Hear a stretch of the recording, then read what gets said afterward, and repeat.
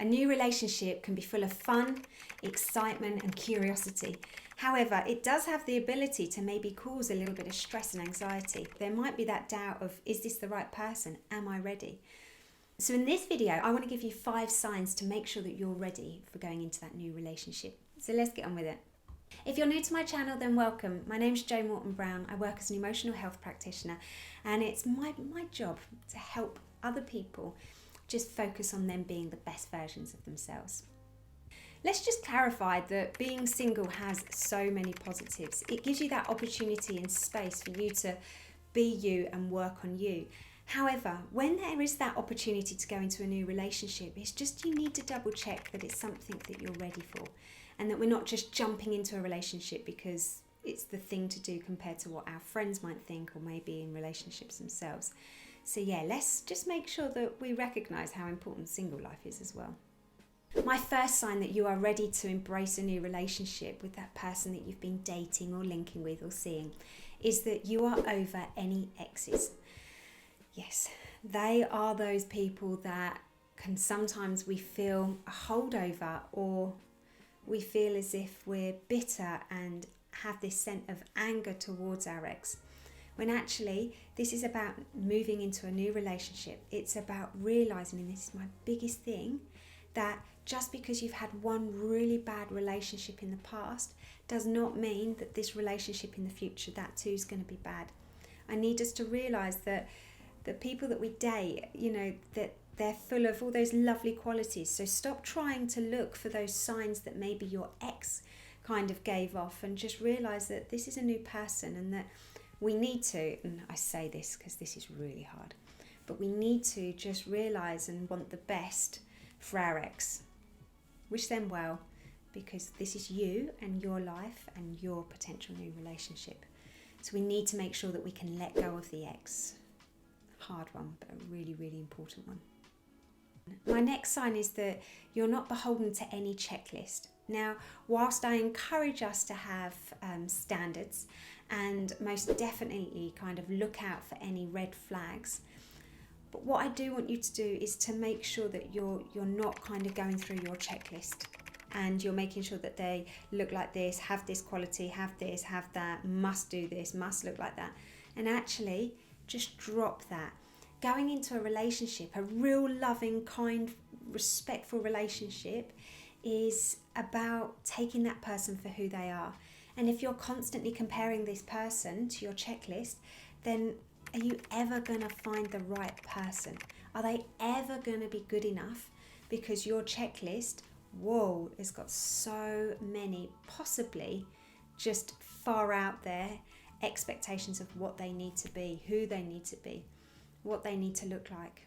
So just let go of the checklist and take that person for who they are, and you're prepared to take that person exactly for who they are. My next sign is that you are ready to make that commitment with communication. Communication is so important, okay? It's so, so important. And with that, you need to be able to really commit yourself to having time for that person and making communication with them. Because all relationships are different. Some people like to phone one another. Some people it might be via Messenger. Some people it just might be through Snapchat. It's different things for different people. But communication is something that requires your attention. It requires you to give yourself to that person. And it's about making sure that you're okay in doing that. Also about communication is that if there are any, and there will be obviously, ups and downs in the relationship, again, communication is something that you're able to do. You're really able to try and communicate your feelings with that person. I'm not saying it's easy, but you're able to communicate with that person that you're not happy, that you're feeling whatever it may be, in order for you to really move forward. So yeah, communication is key. My next sign is that you're not looking for a relationship. You're not looking for somebody to complete you, okay? It's the biggest kind of myth out there that you need to be in a romantic relationship for somebody to complete you. Rubbish. You are you, and I want you to realise that actually when you do find this person to come into your life, or if you found them right now and you're just not too sure, then it's just reminding yourself that This person is to bring out the best in you. And if your mental health isn't necessarily in a great place, then that might not be able to help and work out, because what you really need to do is you need to work on you. So in a relationship, it's about that person bringing out the best in you and those great qualities of you, rather than you thinking that it's to complete you. And my final sign is that you're ready to open your heart. Now that might sound really silly, but if you're constantly trying to find faults with that person, if you're constantly getting wound up by this person, then more than likely you're holding yourself back, or you're stopping yourself from falling in love. And whether that's love of L-U-V or L-O-V-E, it's just you holding back, when actually in a relationship it's almost about allowing yourself to just follow your heart and fall in love.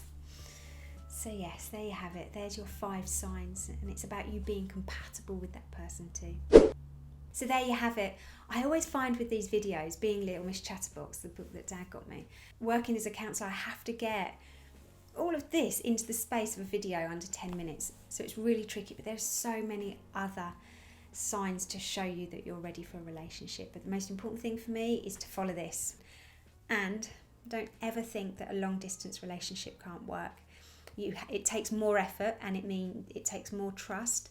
But yes, providing you get to see that person in real life and you have something to look forward to when you get to see them, then long distance relationships can work. And I know that because I met Phil in Fiji. He lived in Sunderland. So yeah, I know about long distance relationships, and I know that with effort and providing you get to see them when you can, that they can work. Anyway, stay awesome, and I'll see you again soon. Bye guys.